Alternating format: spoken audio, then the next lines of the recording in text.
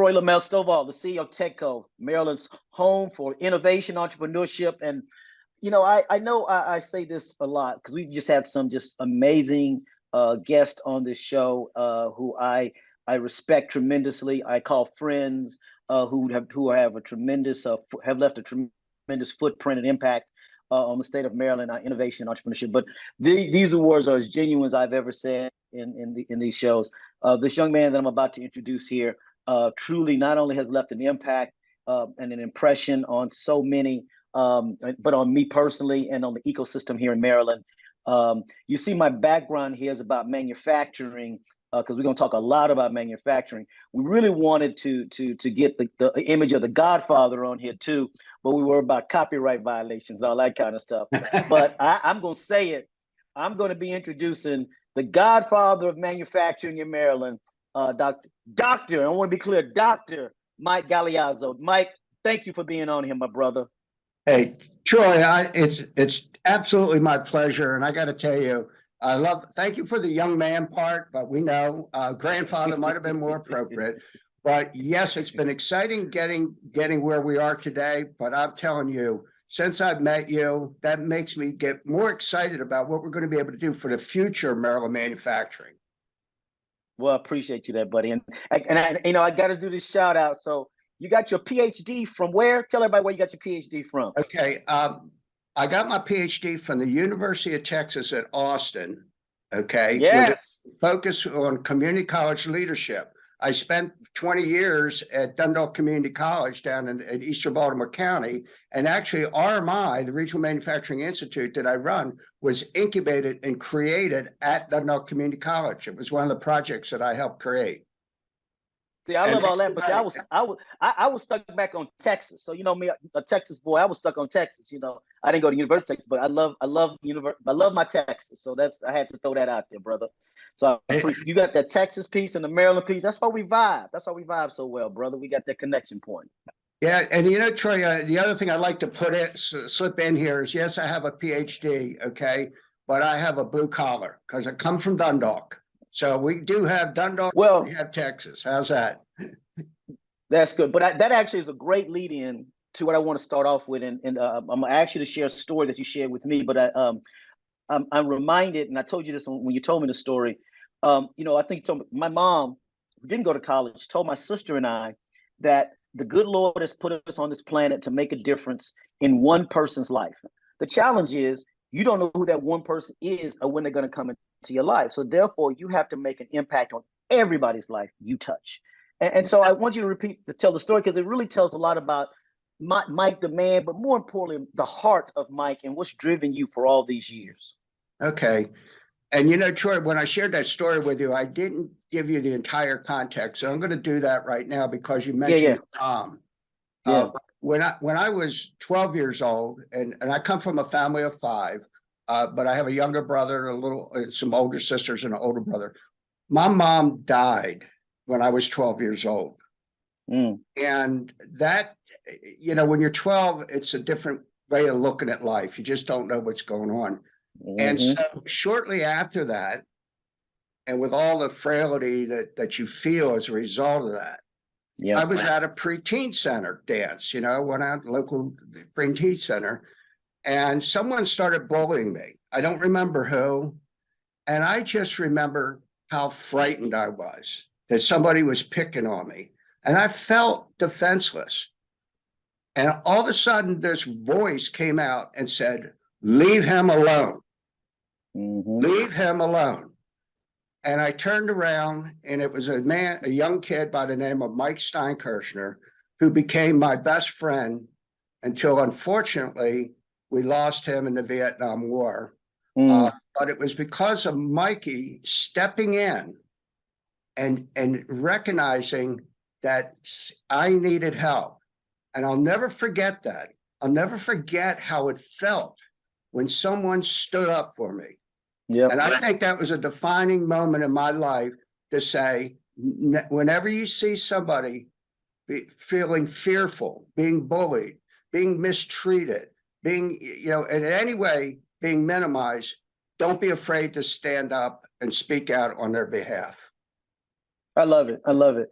And so I think that's led to what you've done, and we'll talk more about that. But we've been doing a little behind the scenes conversations with people about you, Mike, and I know part of that story has led you to play a very important role, and that's Santa Claus. I've heard about your Santa Claus story, how you put stuff in a truck and you go and you deliver to. Yeah, I didn't see it. We didn't check up on you, brother. So I want you, like, I want people to understand just the heart of the man we're talking about here and how you give to others who don't even ask. Yeah, I think life's journey is about giving to others in all kinds of ways. And yes, I have done what you just said, help people at Christmas time, and usually was tagging it with somebody else that was already engaged in that kind of activity. But when I was growing up in Dundalk, even as a young kid, I was taking leadership roles like the teen center, being the president. When I did go into the military for 4 years, I came back home, but I've always felt a sense of accomplishment and pride and doing things, a variety of things for other people, regardless of what the issue is. As a veteran, I spent years advocating for veterans in Maryland. It's just, what good is life if you're not doing something to make it better? Oh man, repeat that. That's right there. That's it. That's what's driven you. Yeah, exactly. Yeah, I mean, But you do that. You do that, and there's so many other people we know that do that. yeah, I do have a secret philosophy: hang out with good people. Hang out with well, good people, and you'll wind up having a very worthwhile and enjoyable life. I love hanging out with you. You know, it's funny. I tell my kids something very similar. I tell my kids, you want to hang out with you want to be hanging out with the lowest level, the highest people you can hang out with. So if you're gonna hang out with hoods, then you're gonna be a really good hood. But if you hang out with millionaires, you're gonna be a really darn good millionaire. It's that simple. But I also know you like to have fun, Mike, and I know you like to go back to Texas kind of a thing. You like to go dancing. You like doing some little country and western dance. See, we gotta crack shop here, bro. We don't mess around. So talk about your dancing, dancing with the stars type of thing, bro. My life has been sort of like a mosaic. I've played in a lot of different pools, and one of them was getting engaged in country and western dancing. And I always liked to dance, but at one point in my life, I started hanging out at a place called Nashville's up in Timonium. And suddenly, it was very interesting watching country and western dancing. Not that I was a country and western music person. I think my favorite artists were Jimi Hendrix and Willie Nelson. So I still can't figure that out. And James Brown. James Brown was my idol growing up, I tell you. Oh my goodness. But Oh the my thing goodness. with country and western dancing, it gave people a sense of connectivity, a unity. In order to do line dancing, you had to be in unison. You had to be synchronized with. And I just think that that's something that I picked up as a result of doing. So there was the dancing, then there was that sense of community that was fun. And I met some really nice people too. Man, that is such a great lead into talking about the manufacturing Yeah. and I know you kind of have this manufacturing, but I think if you really look at, and you know this, and for folks to know, if you look at the whole span of your career, it's your dedication to workforce, thinking about how to get folks trained. That clearly is part of what you're doing in manufacturing, but you have been clearly a champion and a pioneer in helping people think differently and launching a number of programs about workforce. So before we get to manufacturing, talk about your passion around workforce, which is about what you just taught, this communal nature of things and how to get people together and be in a unison to do things. And then let's talk about manufacturing. Yeah. I like that phrase, the dignity of work. Growing up in a blue collar district, my dad had a 6th grade education, Troy, and he raised 5 kids, and we didn't go hungry. And Wow. he worked at the shipyard. Nobody in my neighborhood had lived in a castle, but they were able to keep their family intact. And so I've learned that manufacturing is an instrument of social change. But I've been around long enough to remember when it used to employ a lot of people, when we lost manufacturing, which we sold out America when we did that, by the way. When we lost manufacturing, we lost avenues of opportunity for people, particularly minorities. The doors were shut and the businesses were moved away, which is tragic. So workforce to me is really important. I worked at Dundalk Community College. I was the director of training and training. I dealt with that first wave of dislocated workers. I dealt with the men and women that worked at Bethlehem Steel who were losing their jobs because of foreign competition. And unfortunately, we exiled them. We sent them away. And we didn't really do it. The system did not do a good job of putting them back on track to a life where they could be gainfully employed. Now, that's the way it was back then. Times have changed, and that's why I'm so hopeful with it, particularly because of the adoption of new technology. We're having a resurgence of manufacturing. Mm-hmm. So there's opportunities in manufacturing today that didn't exist 10 years ago. But we need to, quite frankly, focus more on helping people understand what goes on inside of manufacturing and why it's a worthwhile industry to be engaged in. Manufacturing makes goods that are good for the world. Wow, I love that. Yeah. And in Maryland, Troy, we do it in a good way. RMI has always been an advocate, a strong advocate of energy efficiency and environmental issues. So we do make things in a good way. And, with Governor Moore now, of course, we have a governor that's focusing on, renewable energies and moving in the right direction. So I'm kind of getting off workforce a little bit, but I'm just saying the workers that we need today for manufacturing, there's great opportunities for those that have technical knowledge and that want to be involved in designing and development and producing products and goods that are good for the world. No, you tied it all well together. But let's a little bit of time on just your history in workforce and what you've done around workforce development programs over your career. Yeah. Let me. Can I put just one example that I'm? Please, man. Please, absolutely. Two examples. Yeah. When I was at Dundalk Community College, and try to remember this. This is back in the 80s, maybe. You didn't have the programs and services for the unemployed. Actually, back then, if you were enrolled in college and you were getting unemployment benefits, you would lose your benefits. Yeah. I changed that. I helped change that. I went to my senator. We changed it. Yes. But more importantly, we had a conference for the unemployed. I had 1,000 people at Dundalk Community College, and I brought in anybody that could help them in any way. We had Cal Ripken Sr. and Eddie Murray were our keynote speakers. So that's one thing I felt. We didn't sit around. You remember I talked about TEDCO as a bias for action. You really do. Well, so do I. The other thing, I did a project with the United Auto Workers at General Motors when they were over in Eastern Baltimore County. And it was a GED program. We had 100 people who went through this program. I had a 98% completion rate on the GED test.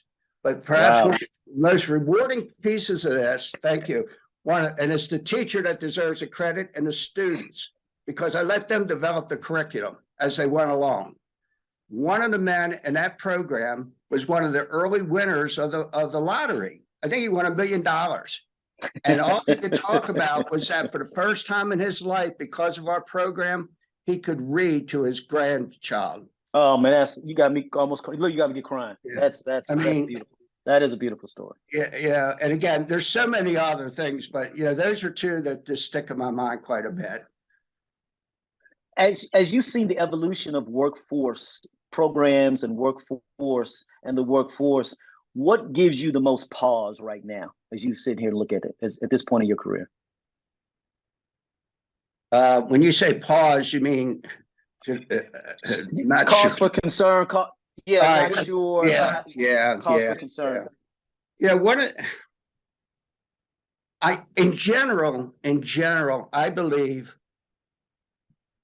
what got us to where we are today in terms of success is not going to get us to where we need to be tomorrow.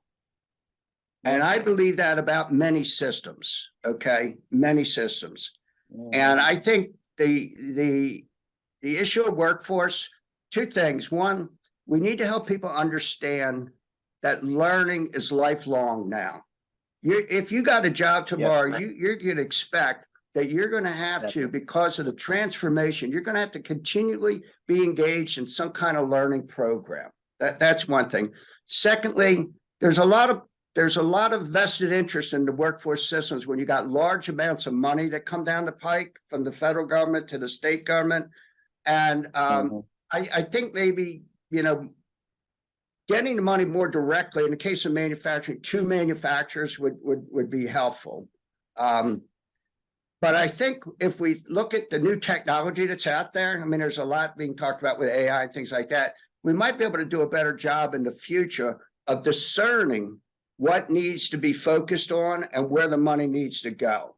So that helps answer your question. It can be more efficient. One of the things that I've learned about manufacturers, they believe in getting the output done with the least amount of waste. And that's so we need to do that, and we need to do that more with government. We need to make sure that where we're putting our money and what we're trying to get as an output is really working, and not at 30% or not at 50%, but at 100%. Well, you may just answer the question I was about to ask about manufacturing, because you've seen manufacturing, and I'm gonna lead you a little bit, go from when it was the traditional blue collar, traditional, putting a bunch of stuff together, steel manufacturing and to where now we've got manufacturing is a much broader set of things where it can involve 3D printing and prototyping and more computing, types of stuff. So my point being is, you see this evolution happening. What do you see as you sit here right now, because you've seen this, we had a tipping point. You just said we offshored a lot of stuff. I think you'd agree we're starting to onshore some of this stuff back now more and more. How's that going to play out in your mind, manufacturing? Let's be more explicit for Maryland. How's this going to play out for the benefit of Maryland? Well, that's my favorite question, because I believe we need to think big and act bold with enthusiasm. I also believe that Maryland could be a national showcase for next generation manufacturing. And the reason is because we have the talent and we have the technology and we have this entrepreneurial environment that you help drive. And if we could only get together and have a shared vision that we can achieve that. I mean, how do we get winning sports teams? We believe they're going to win. We believe they're going to be top, and then it happens. So I think that when we think about the technology, which is going to be a huge driver of what's going to go on under the roof of manufacturing, we have opportunities there for employment, particularly for women and minorities, that didn't exist before. A lot of times people think manufacturing is either machining or production work. My gosh, that's so inaccurate. That's so inaccurate. Go call up the Maryland Department of Labor and ask them for a list of the occupations inside of manufacturing. You're going to find everything. You're going to find all kinds of occupations in manufacturing, and they're all in short demand. Troy, there's any given month, there's between 11,000 and 15,000 jobs open in Maryland manufacturing, any given month. So I don't mean, but technology will allow us to compete globally. And so this is a wonderful time. It's a transformational time. It gives us the tools to get to where we need to be. Not only that, if I may, we need to develop a green sector in manufacturing, green sector, so that we can say we make products that go into, or components and products that help reduce carbon. And we can do that. Okay. So I'm all ready to help drive that ship. If public policymakers want to go there. So you just mentioned the green. Are there other spaces, other sectors you think Maryland can and should be a leader in this manufacturing space? We are, look, a lot of times people, when we say biotech industry, people don't realize that's, for the most part, that's manufacturing. Pharmaceuticals is manufacturing. So we are doing that. I'm not a person that's ever believed in winners and losers when you talk about sectors in manufacturing. I think with technology, we can rise all the ships. Old age had to focus your money, okay? But I do believe that we ought to put our money on those industries that create wealth for the owners of those companies, the workers for those companies, and for the state of Maryland, because that's really important. But But yeah, I think the green sector definitely is one that's important. Anything dealing with biotech, digital tech, and material sciences will all Those are big be ones. Those are big future ones. Those are big ones. manufacturing sectors. But I Yeah. don't believe we should pick one over the other. A lot of people do, okay? Yeah. But you know what? With digital technology, I can help. If I can sit here in Baltimore and help a company in Garrett County, okay? So there's no reason why we should leave. Wes, if I may, Wes Moore reminds us we don't want to leave anybody behind. Listen, folks, for 30 years, I've been fighting to leave no one behind who lost their jobs in manufacturing. Right now, we can bring people back into the fold, so to speak. We just need to train them to be able to take on the roles that exist in manufacturing today. Just a little bit, I guess, I guess an advertisement for some work that that we did here at TEDCO. It was a study we did around Cultivate Maryland, which people can go to the website, and it said that Maryland, we're not growing in the tech sector as fast as other people. We're growing at like less than 2%. We need to be growing in 3 to 4%, and a lot of that, the delta, is because we don't have a deep enough manufacturing base in order to employ people. It's like 90,000 jobs, and as you know better than anybody, those jobs are paying high 5 figures into 6 figures types of starting salaries. And to your point, they could be anywhere in the state. They don't have to be in the urban. They could be in our more rural parts of the state. And Troy, I know I'm talking about me, but let me talk about you for a second in TEDCO. I see TEDCO, you provide the fuel for the future for so many people. You provide that seed money that's so essential to helping sprout new industries. But in the old industries and the manufacturing too, and you hit on it, manufacturing is technology, folks. Manufacturing is. By the way, manufacturing as an industry, the reason why I'm so connected with technology is because as an industry, we're an early adopter of the technologies, of the Industry 4.0 technologies. We know about 3D printing. We know about artificial intelligence. We know about, material sciences, because we've had to adopt those things in order to stay globally competitive. I mean, it's a treasure chest of technologies. But TEDCO, in so many ways, is under your leadership and your team, you've brought something different to TEDCO. You brought that humanity. And let me just talk about that. It's not the things we do; it's why we do it. And if there's any message about leadership, it's the humanity. It's do it because it's the right thing to do. Do it because it helps people. Do it because it helps communities. Do it because it provides some kid an opportunity to have a worthwhile life. And unfortunately, we have too many examples where there are no avenues for people. And that's why, I believe manufacturing is an instrument of social change. We provide jobs. We provide ways for people to improve their lives. Well, thank you for that, and your words are kind, and thank you on behalf of all of us at what we call One TEDCO. I love what we do here, and I thank you for that. You said a number of times about the getting more people of color and women into manufacturing. Yeah. Talk more about that and how you see that happening. Yes, some of my thinking was shaped by a report that came out, I think, around 2019 or so. MIT did a campus-wide project called The Work of the Future. And I actually went up there at one point to hear what the results of that. But when I read the report, one of the things, and it basically said, hey, technology's coming, you better start adopting it. But the other thing that it said, very important, the future careers and work in general, all careers, it's going to require higher level technical skills, right? Higher level technical skills in order to find work in the future.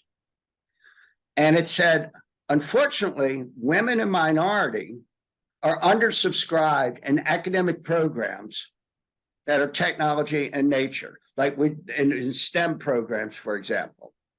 And that was a light bulb. I'm an educator. That was a light bulb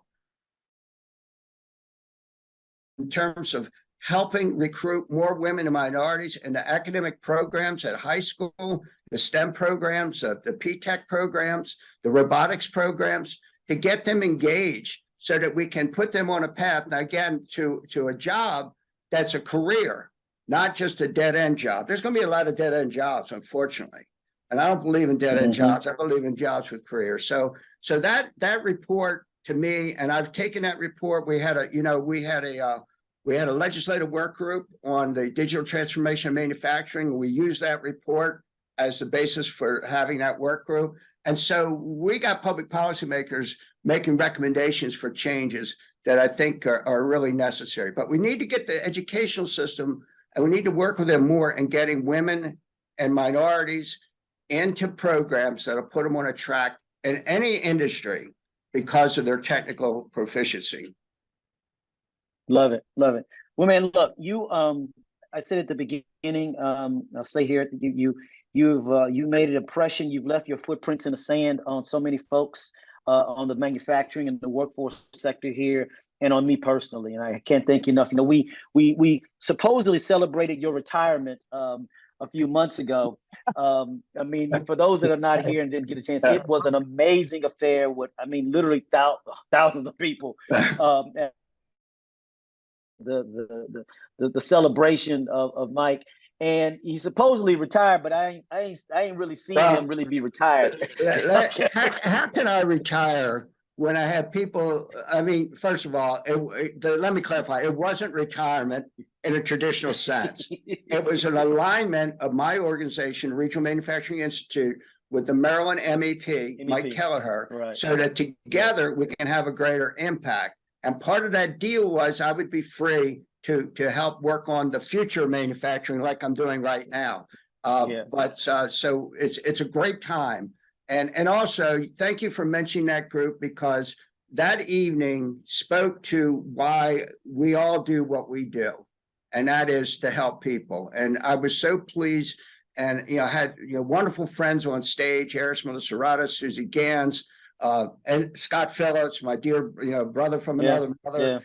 April Richardson. It just brought tears to my eyes. It was so wonderful. And you got the sense of purpose was in that room. Absolutely. I love that. I love that. The sense of purpose. Exactly right. But whatever, your time that you got, I understand you like to travel though, right? And so you should be, you are traveling. So I want you to tell one of your favorite travel destinations to our folks here. Well, listen, even though I have the last name Galiazzo, my mom was a Keneally, and I traveled to Ireland. Okay.